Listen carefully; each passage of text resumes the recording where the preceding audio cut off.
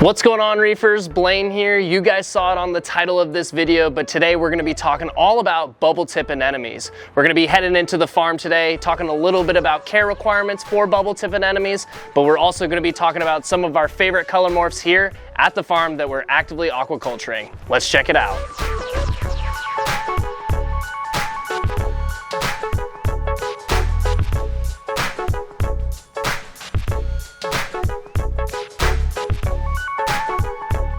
One of the most iconic creatures in the ocean are clownfish. And one of the other creatures that gets a lot of limelight due to clownfish's popularity is their natural host in the ocean, anemones. Today we're going to focus a little bit about some of the care requirements and things you need to do to be able to properly care for one of these anemones in your home aquarium. We're not going to go into a lot of details about all the different species and specifics. There's all kinds of different things from sea bass to bubble tips, but today we're going to focus on the latter and we're going to strictly talk about bubble tip anemones and the ones we actively aquaculture here at Top Shelf Aquatics. Bubble tips in our hobby are actively known to be a natural host for a lot of different species of clownfish, whether it be clarkies, maroons, or ocellaris. This can be an anemone that can be a home for any of your clownfish at home. The symbiotic relationship, to be able to see that in a home aquarium, is really exciting to see. When we're talking a little bit about the anatomy of an anemone, we'll keep it nice and simple, but we'll talk about two aspects about them. So right on the middle part of their oral disc is you're gonna find their mouth. So it's gonna be that slit you see directly in the middle of their oral disc. And then the other one that we find to be super important to talk about is the foot of the anemone. So these anemones are gonna have a giant foot at the bottom of them, and that'll help them move around the tank so that way they can find the proper placement for themselves and where they seem to be finding the most ideal placement in the system. It's important to know this because these anemones can really get moving and they can walk all over your tanks. This is something to know and be able to recognize when you're getting ready to place one into your tank at home. One thing we like to talk about when it comes to tips about putting an anemone into your tank right off the start is to kill your flow. Try to find a place in your rockwork where there's some nice crevices and they can sneak their foot into. So it's really important to recognize that and remember that when adding in your anemone that they have a foot and they'll really get moving once they try to find the proper place for themselves in your tank. When it comes to lighting up your anemones, it's important to remember that these guys like a lot of light. When it comes to what we leave at par-wise for our anemones across the farm, we're putting them at roughly 350 par. When we're talking about the Spectrum 2, we run an AB Plus schedule for all of our different anemones. Another thing Kevin wanted me to mention was that having some white light throughout your entire schedule is really important, and they definitely enjoy having some more of that natural spectrum. Obviously, over the course of time, we've seen all kinds of different critters change underneath our lights in the hobby, whether it be metal halides, the new introduction of LEDs. A lot of things are going to change when it comes to coming from the ocean and then getting underneath our lights. Anemones are no different case for that, and they're going to change quite a lot. They're actually going to change more so than any other creature in the hobby. There's an article on Reef Builders that I'll have linked down below that talks a lot about the different color morphs and the changes that we see in the hobby with our anemones. And it's really important to find a source like Top Shelf Aquatics that has tried and true long-term strains that have been able to hold and show the true color schemes.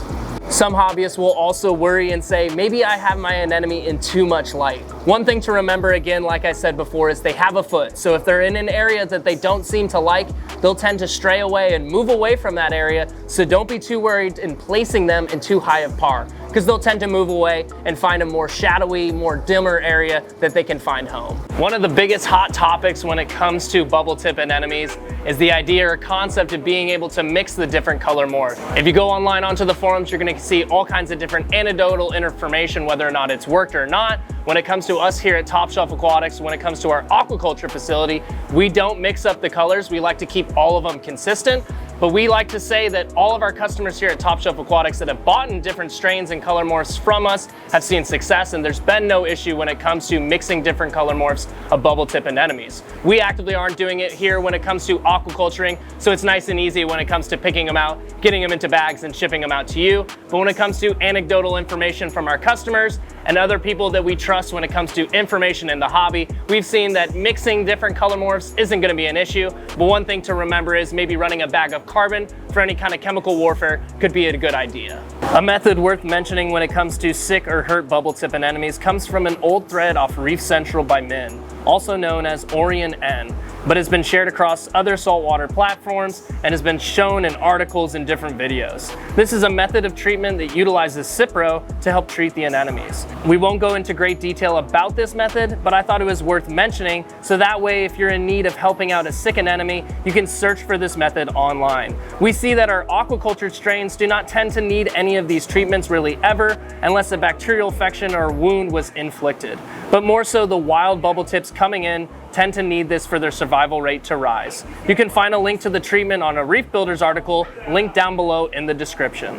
If you have some clownfish in the tank, remember they may be actively feeding your anemone as well. Watch next time as you feed the tank, because they may be actually dragging a piece down and actively feeding your anemone.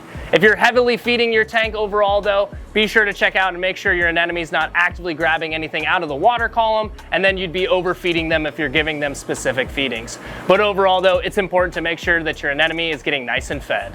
One thing we hear all the time is whether or not are my anemones going to eat my fish. Something to remember is bubble-tip anemones are some of the least aggressive species in our aquarium trade. When it comes to our bubble-tip anemones, they're not going to tend to lean toward eating fish. If they do eat a fish, it tends to be something that's been sick or something that's already dying. When it comes to carpet anemones though, those are going to be your big time fish eaters in the aquarium trade. So overall though, if you're looking at grabbing up a bubble tip, don't be too concerned on whether or not it's going to be eating up your fish. Alright, that's enough of talking about some of the care requirements and things you need to do to be able to keep one of our bubble tip anemones. Let's check out some of our favorite color morphs of bubble tip anemones in the farm.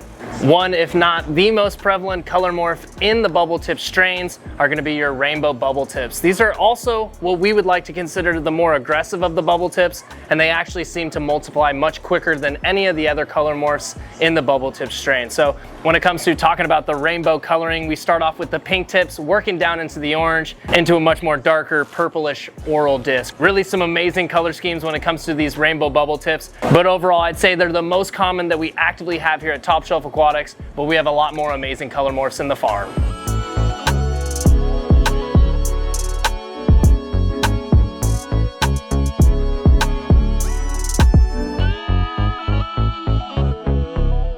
The next color morph that we're going to be talking about is the Nexus Burst Bubble Tip Anemone. This is one that originally landed at Eye-Catching Corals, and when it first came to the market, a lot of veterans in the hobby and other hobbyists thought that both the color morphs weren't going to stay, and there was no way that that split green and that orange was going to last everlasting. Overall, now they've been able to mass produce them, and they've continued to hold those two colorways. It is really interesting to see though, when sometimes they split away from each other, they'll actively hold just a little bit of the green or a lot of the orange, or a lot of the green and a little bit of the orange. But it is seen that they are having both the colors stay within them. We don't actively have them on our site now, but if you're looking to snag up a Nexus Burst anemone, let us know. Either hit us up down in the comments, shoot us a message on Instagram, or send over an email.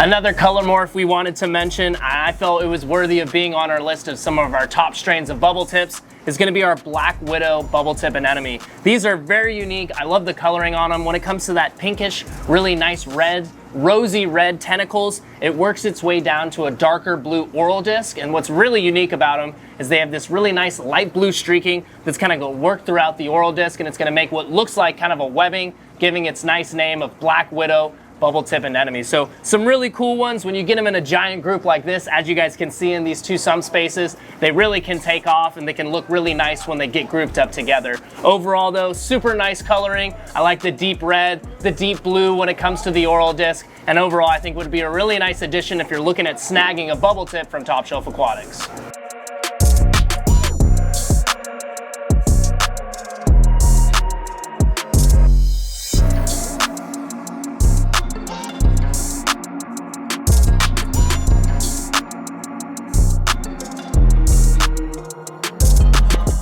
As we make our way around the farm and check out all the different bubble tip strains we have available, we're going to talk a little bit about the Chicago bubble tip. So this is the Chicago Sunburst Bubble Tip Anemone. Super cool strain. I love the coloring in this one. I actually have two of these on my desk tank right now, currently in my little soft coral macroalgae setup. And so I've added two of these little guys in. One thing I really love to see in the Chicago sunburst is the nice green streaking that you're gonna see on all the tentacles.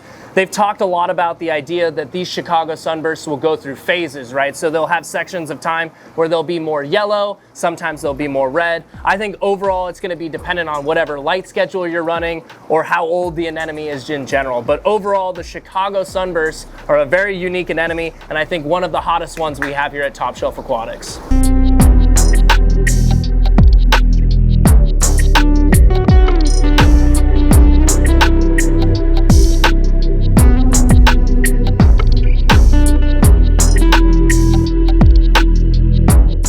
When it comes to our hottest and nicest bubble tip strain at our farm, it's gonna be the Colorado Sunburst Anemone. These are easily one of the craziest bubble tips currently on the market, and they really got the bubble tip craze going. These originally came out of the Key Islands from Sang Lee, who brought the original one in. And one thing to recognize and figure out if you're trying to know if it's an actual Colorado sunburst or not is look at the foot. The foot will have some nice marbling colors to it, and if you see the marbling, you know you have an actual true Colorado sunburst anemone. Overall though, the colors on it, the extreme oranges and the bright yellows are really nice, and the nice contrast of the greenish / blue oral discs is out of this world. So overall though, easily one of the hottest and nicest strains of bubble tip anemones in the hobby and at Top Shelf Aquatics.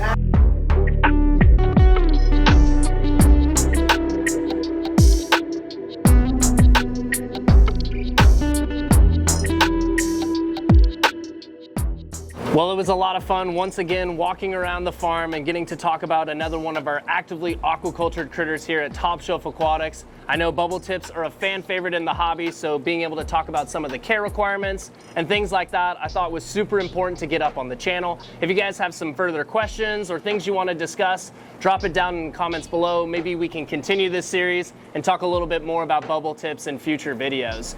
If you guys liked any of these color morphs and you want to grab one up and put it in your reef aquarium at home, head over to our website now and grab up any of your anemone needs. If you guys enjoyed this video, be sure to like, subscribe, and hit the bell notification so you don't miss out on any future uploads.